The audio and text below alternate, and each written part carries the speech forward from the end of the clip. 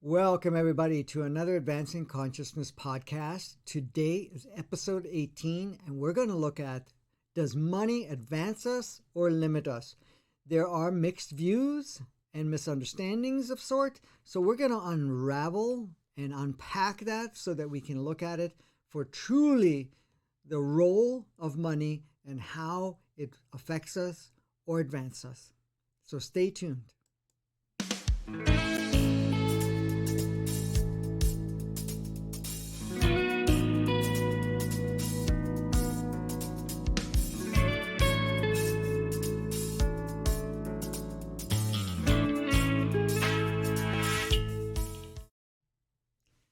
Okay, so let's play today.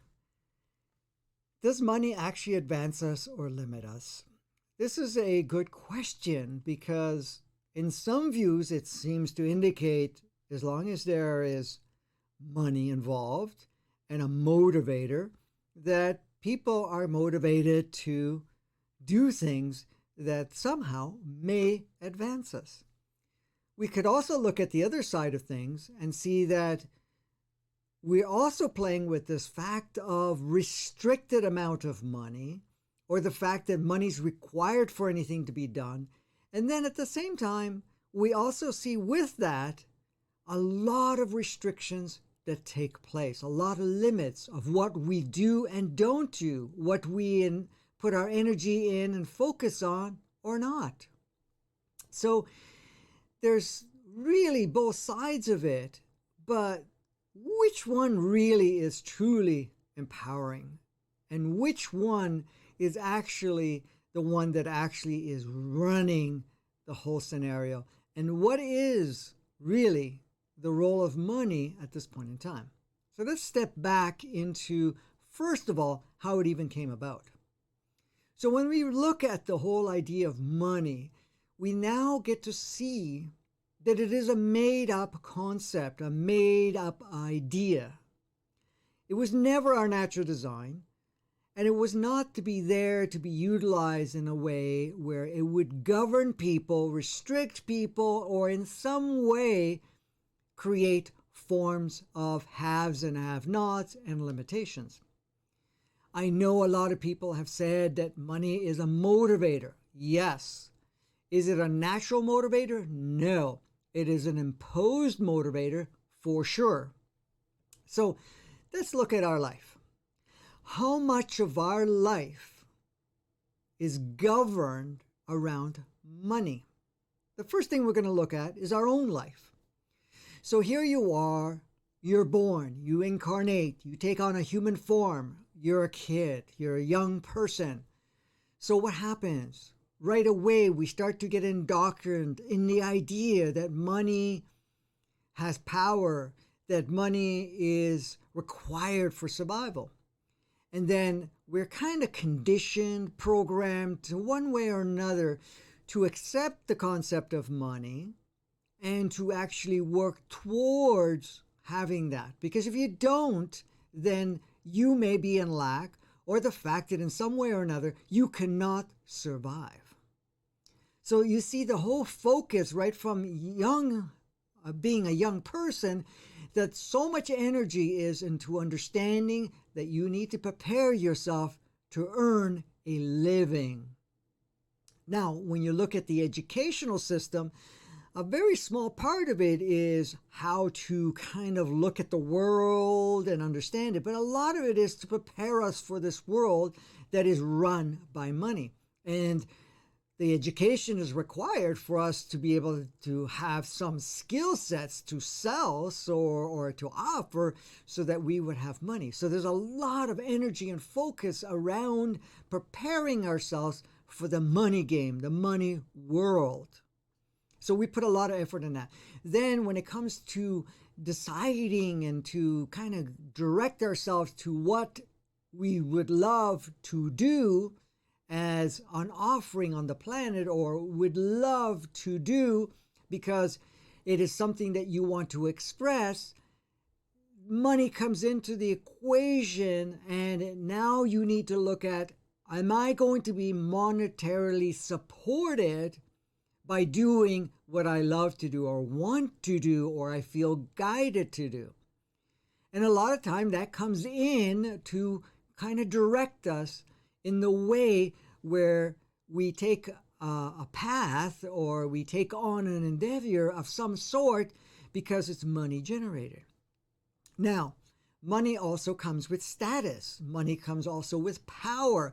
So a lot of times certain positions that we take on is not only just for the money, but the status and the power that comes with it. So certain, let's say, careers and certain roles that we take on is highly esteemed. It's much more recognized. It is now put on a pedestal of some sort. So a lot of times we make the choice, well, I would like to have that because I don't want to be just mediocre. I want to really stand out.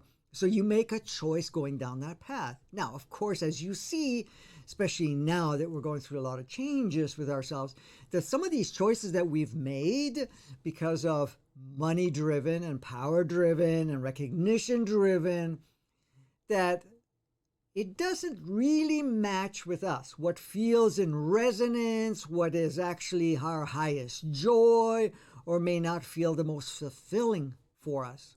And in fact, then once we've invested a large amount of time, effort, and money at this point in time to get to that level, then it's so much harder to step out of it, especially if we're still giving power to whatever we have selected. So now you see that a lot of our life is governed. Now, of course, if you do not take a certain path and you're kind of feeling resistant and the educational system is not a turn on, and the fact that certain jobs are not a turn on or something of that nature, then what happens?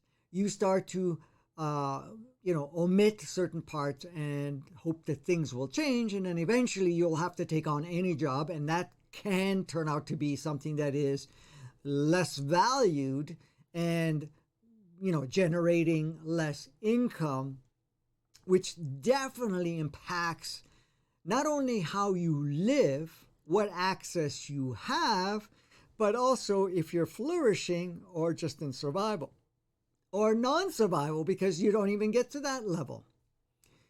Then, of course, you can go even further and say, well, if you don't even align that, you end up being homeless or being in an environment or a situation that is less than favorable and really confined. Now, if you even do take on a particular job or something like that for the money part, then we end up doing something not only that we don't enjoy, but we feel enslaved by it. Because even if you don't want to do it and you want to shift, you feel that I cannot change because I don't have something to plug in instead of. Now, you may enjoy to do something very powerfully without even putting into the equation that I have to make money. However, because the system, the way it's designed and how we plug this whole thing in, that we need to do this to earn a living, which is an interesting concept because when we look at it, what does that actually mean? Earn a living. You have to earn a living. Where does that even come from? The fact that you're taking on a form, you really are fully present here and you have full access to everything. And we create an environment in our natural state, of course, to be able to have everything that you require. Now, we have to understand that the idea of money and the idea of jobs have created a multitude of extra jobs, work-related, let's call it make work projects and so forth. A lot of replications, duplications. We got involved in creating levels and layers and so forth. So that we're creating products and services that really do not serve. Most cases are very archaic and are not even a requirement because we are under the banner idea that we need to have a job so that we can make a living so we can have an earning. So then we start looking at how many things do we actually have in our environment, in our world of services, products, and whatever else you want to call it, that is really necessary and is not obsolete a long time ago. Because under the idea that we all have to have a job to earn a living. Now, let's look at it further. Of course, the money creates an environment of the haves and have-nots. So if you don't have it, you suffer. If you don't have it, you're basically restricted. If you don't have it, you may be in complete level of poverty and squalor, if you want to call it that. Then we go to the other side. If you have a lot of money, then you can dominate, you can control, you can dictate. You now feel that you're empowered, impoverished. You basically have control over everybody and anything. In fact, you can do a lot of things with it. So you can see the sides of it, how it plays out. But then when we look at it even further, how many things are governed by money?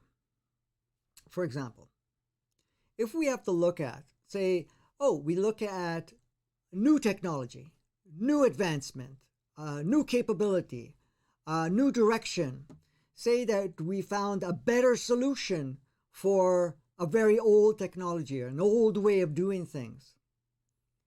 What happens for most of the time? Because there's so much money invested, so much investment of energies and so forth, that these new technologies are not put into the equation, because it would make obsolete a lot of the older technologies and the related workers or jobs and positions and so forth.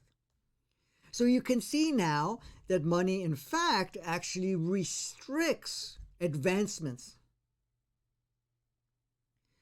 Look at the idea of creating an environment where we have resources to really create beautiful environments, to take extra steps in managing the systems of our environment, for example, or the fact that creating an environment where we keep the environment clean, creating an environment where everybody has access, where we're not investing and holding on to not only older technologies, but services and so forth. So you could see the money actually becomes enslaving. It also becomes limiting to advancements and also dominance and control. Now, a lot of people say, well, the money is required as a motivator, or else we wouldn't have services or so forth. Once we distill what we really need and take advantage of all of our creativity, imagination, and associated technologies and ways of doing things, we can then transition so that we eliminate everything that is not conducive, that is not supportive, and really move forward so that we will not be limited to a life of devotion to earning a living, to be imprisoned by the fact that we have to keep doing something to survive. In fact, a lot of the dirtier, limited technologies will be removed, services that are replicated and so forth, and the boundaries that are created, we can easily eliminate. Once we clear all of that out, we will see that many of us, if not all, will feel highly motivated to contribute. Things will be shared, but contribute being their own true skill sets, what they actually enjoy, what they are actually able to offer, without measure or comparison or anything of that nature. we will use other resources to create such advancements that there is not a requirement of lots of laborful situations. For example, we can bring in technologies that eliminate the usage of fossil fuels. That's just one example. This will eliminate a lot of the damage that's being done to the planet, that is, in harnessing the fossil fuel, the refining of the process fuel or the fuel, to how it's distributed, how it's actually consumed, and whatever it produces when it's burnt, when it's consumed, when it's utilized. So we are using higher technology, clean technologies, and this supersedes windmills and solar panels and so forth. We have way more advanced technologies. By introducing that, we're now eliminating a lot of the services that exist, and also changing the landscape of our transportation and our heating and cooling systems so that it can be utilized in much more, and eliminating a lot of the distribution structures that exist, like the electrical wirings and whatever else that's scattered all over the planet here to bring things all over the, to spread it wherever it needs to go at this point in time. So our transportation would change, our usage of energy, how we consume the energies, how we produce hot, cold, and any other technology functionality will drastically change. Look at it now. We produce waste, just to give you an idea. So we have a recycling process, but the recycling is so limited because it is not financially viable. That's a good construct to put in and say, well, it's not financially beneficial, so we're not going to refine it. That way, only what we can actually see as viable will recycle, to the degree that we have somebody that will take the recycled and then dispose the rest. If you took the money equation and the viability financially out of the equation completely, then you would not take any shortcuts to recycle anything and everything, because anything and everything is recyclable.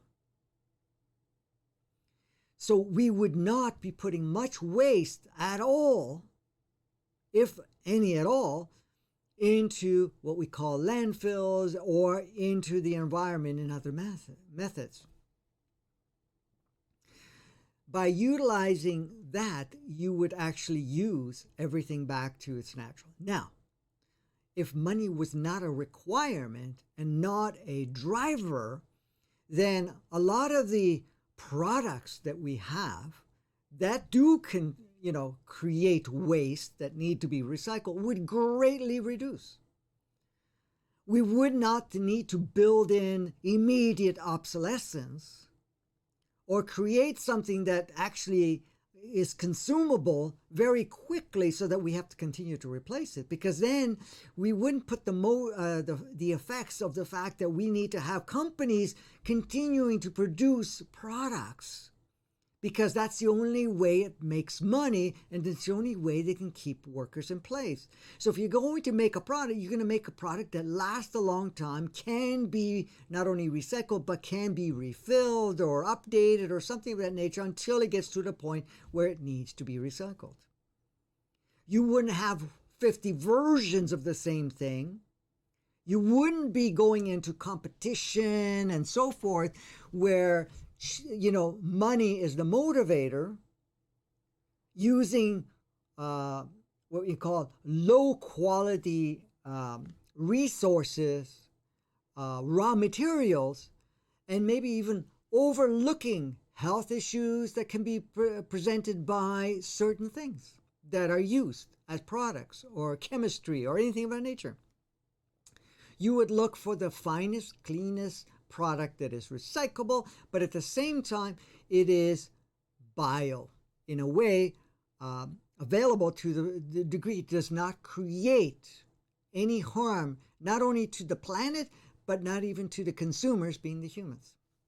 We wouldn't be replacing things as often. We will be upgrading certain things. And yes, and if it's time for upgrading, then we would recycle it and, of course, upgrade it to something more technically advanced. And we wouldn't be putting, effort in having things break down very quickly because we need to keep things rolling. That means we have to keep selling and selling, selling. That would be out of the equation completely because it wouldn't be necessary. So, and then using robotics, using certain technologies which would produce where people wouldn't be tied into a job. And then if the things that are requiring humans to be involved would be shared with a lot more people. And that, therefore, people wouldn't have to work so long hours per day or weeks.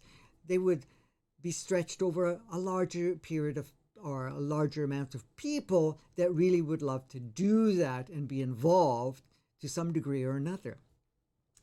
Everybody loves to be active. Everybody loves to create and so forth. So that would be a part of the equation. Now look at some of the other stuff that's going on. Like we have parts of the world, and even in the most developed world, where there are homelessness, starvation, deprivation, if you want to call it that, under the banner of money, under the banner that, we don't have the resources. Well, that can be completely eliminated once we pull the power out of the money thing. Because then we will work together to create an environment where everybody will have what they require for themselves. Now, everybody's going to contribute and actually get some additional bonuses. So you could see that we would be able to have more freedom, reduce the amount of effort, energy, focus, and time in generating a living because it won't be required. Yes, we can enhance and have a little bit more extra if we choose to, but we wouldn't put any focus on that. The fact of needing to own and control and so forth wouldn't go in there. So many, many industries, the monetary thing would be removed completely. All the so-called stock markets, whatever else. And I know this can be shocking to people in one way or another, saying, well, this is how it's been. But the thing is, it doesn't serve and it doesn't work any longer. I mean, it was part of an experience, absolutely, and it was a powerful experiment. So once we unplug the whole money system, which again, first of all, the whole concept that we need to earn and have money, or even money itself, is a construct, made up concept. Money itself is made up. It doesn't come from anywhere. It comes from thin air. It's numbers on a computer, digits on a computer, or pieces of paper, little coins, and so forth. And that's it. It comes out of nowhere. We have been plugging tons of it. I mean, the interesting part is that somebody is saying, okay, here, we're going to loan you this money that you have to pay us back. But where are they getting it from? Where are they getting it from? They're just making it out of thin air. Basically, like everything is. It's just made up. And some people talk about, well, money has to be backed up with resources, with, gold, silver, this, whatever it is. Or something else. That's a concept too. Nothing has any value until we plug in an idea of a value. Do you think gold has more value than water, than air, than anything else? Everything serves. Everything is utilized to a certain degree. But to hoard it and say, this is my security, this is my, currency, this is my backup resource, complete made-up concept.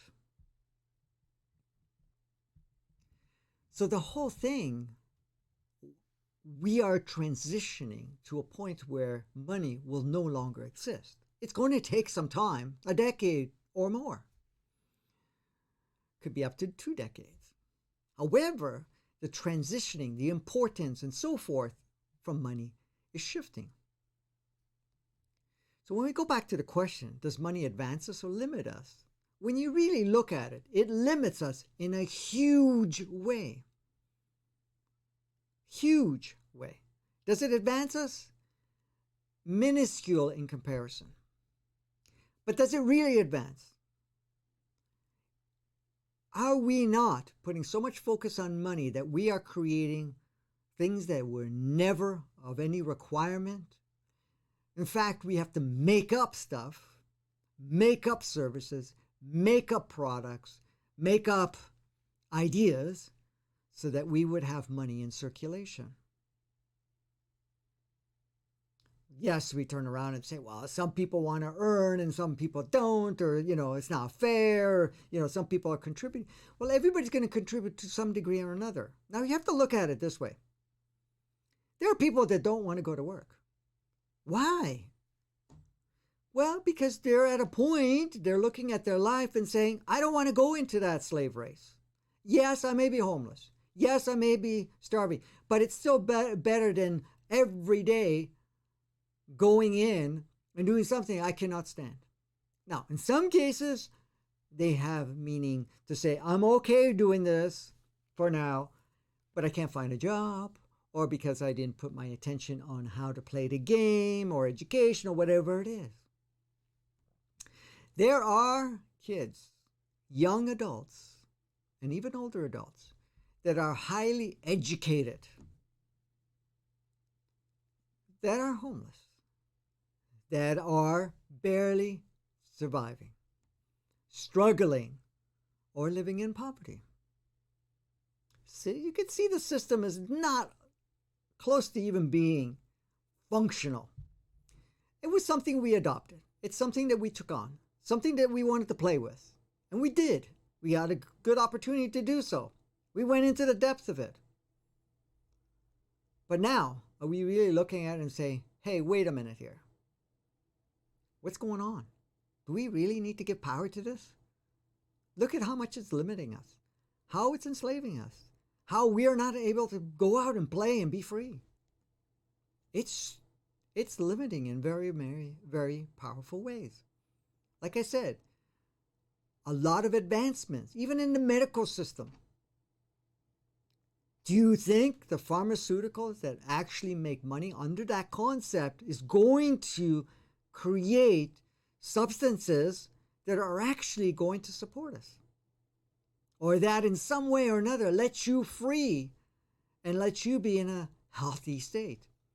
That the best of technologies are being offered, or medical advancements are being offered.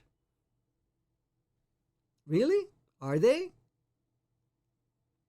Not when money is involved. Because we are conditioned to program that the more money we have, more power we have, the better we can live life. And then I can control whatever I want to control. But we have a better high-powered control that is already existing within ourselves.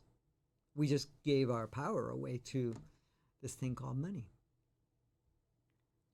So if money came out of the equation, would we allow our kids and ourselves through our lives to just really find our passion, find what we love to do, for us to express and experience ourselves as ourselves with our own skill sets that we love and share?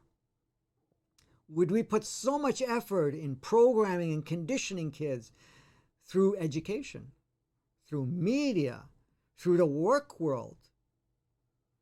Or would you allow them to go through their natural process? That's what we were designed to do. We were never, ever, ever designed to be, take on, a job, survive, and so forth. Because if you look at it, from the time you're born, you're conditioned until you get to the point of retirement. For some people, I'm not even saying for everybody, for some people get to the retirement and then say, okay, I sacrificed, now it's time to enjoy. Now, depending on your health state and your state of how you feel emotionally and otherwise, you may be able to take some advantage or not. Well, did it have to take you 60, 65, 70, or 75 years to get to that point? And then at that point, you may not be in a condition to be able to enjoy it in the first place? But for the majority, it doesn't matter if you're 90, you're still not going to be able to enjoy that part because you wouldn't have built your house around the money system or the money, stashed it away, whatever. So when we really look at it, it's been a great experience to play with this whole money game, to make it real, to actually govern us, to govern every part of us. What we really do with it, how we actually work. Because look at it this way.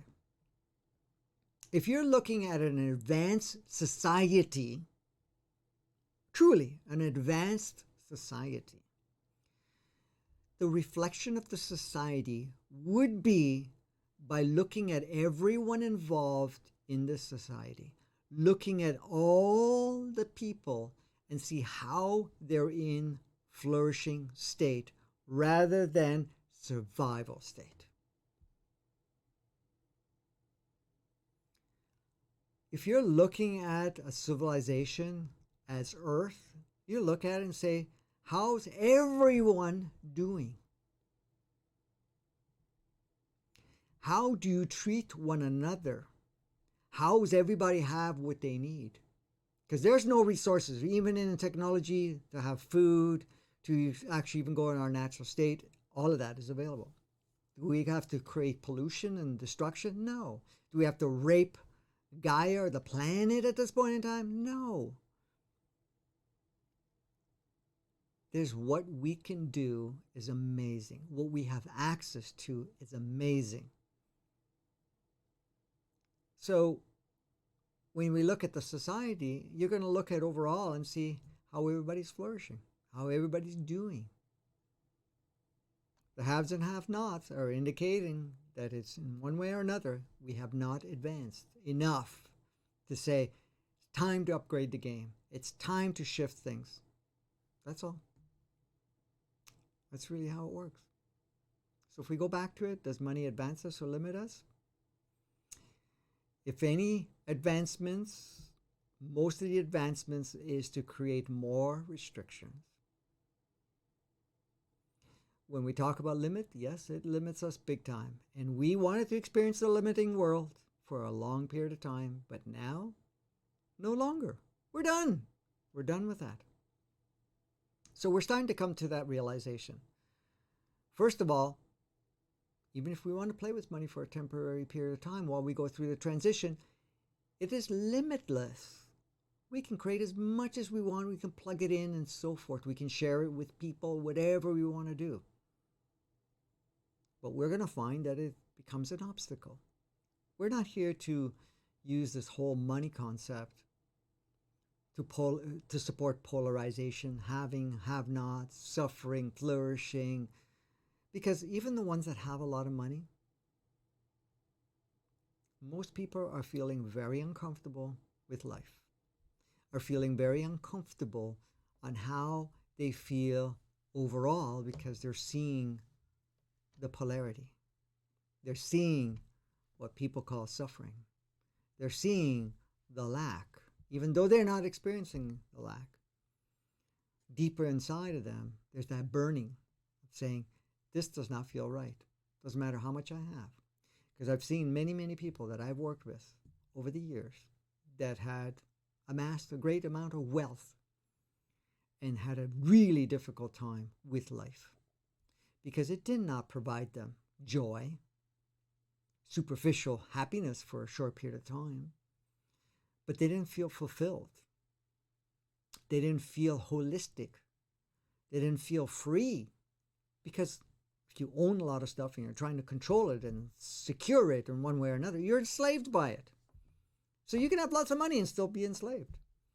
You can have lots of stuff and then you're hostage by maintaining all that stuff, which requires more money or whatever it is. It's an interesting game.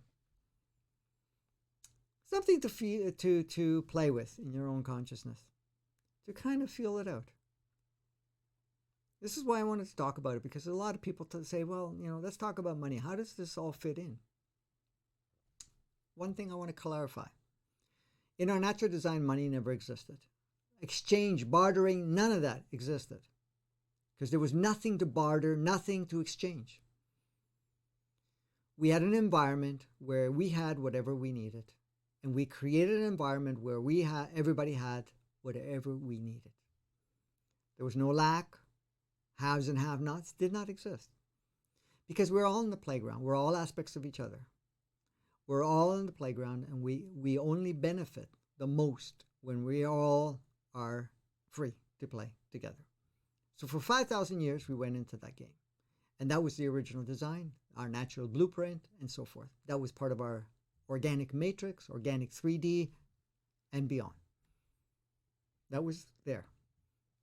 It wasn't until the modification 10,000 years ago happened, that was 5,000 years later, after the original design, that the inverted matrix got put in.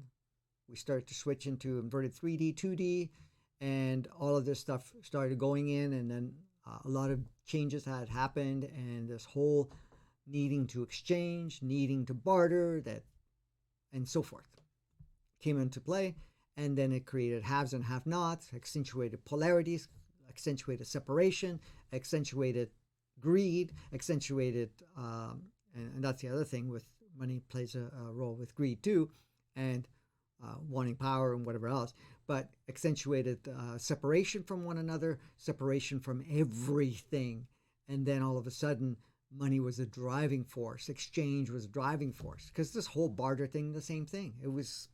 It's a concept. It started off with that, then it was sharing of different things, then it became different precious metals like coins and whatever else, and then from there, of course now we're playing in the digital world where everything is just fictional as much as possible, and there's no confines, because if you really look at it, it's a very different game.